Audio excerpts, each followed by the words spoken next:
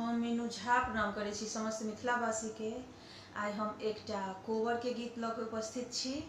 कोशिश करै छी अहाँ सबके नीक लागे। धन्यवाद। जय मिथिला, जय मैथिली। अही पार गंगा ओही रे पार जमुना, ओही रे पार जमुना, बेचहे बसुना।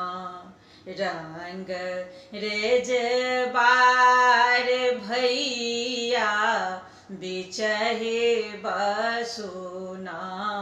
रंग रेजबार भैया बिचहे बसुना।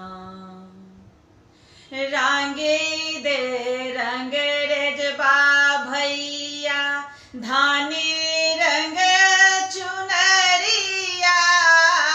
रांगी दे रंग रेजबा भैया धानी रंग चुनरिया। रांगे दे रंग रेजबा भैया धानी रंग चुनरिया। सुखैल दी है ना ओही कदम के डलिया।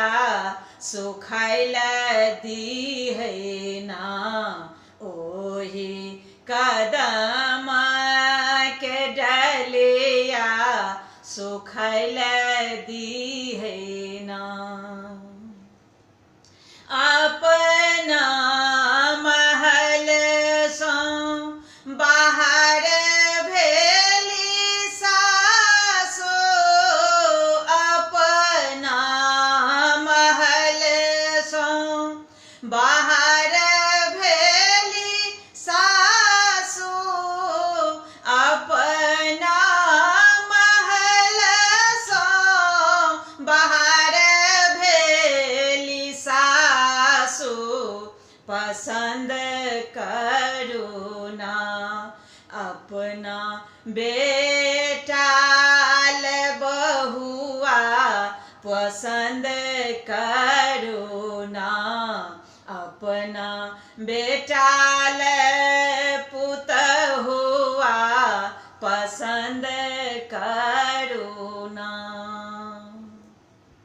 धानी रंग चुनरिया में सावली सुरतिया।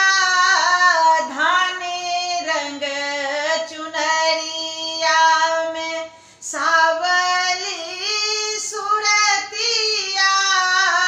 धानी रंग चुनरिया में सावले सुरतिया।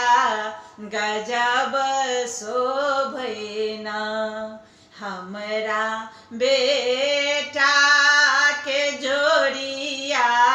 गजब शोभना हमरा बेटा के जोड़िया।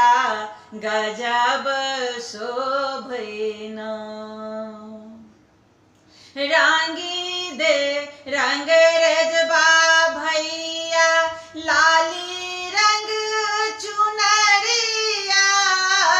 रांगी दे रंग रेजबा भैया लाली रंग चुनरिया।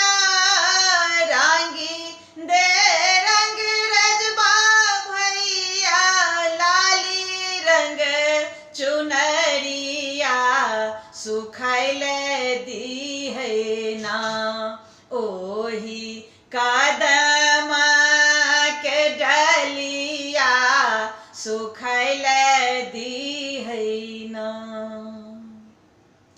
अपना ससुर सो आइली ननदिया। अपना ससुर सो आइली ननदिया। अपना ससुर सो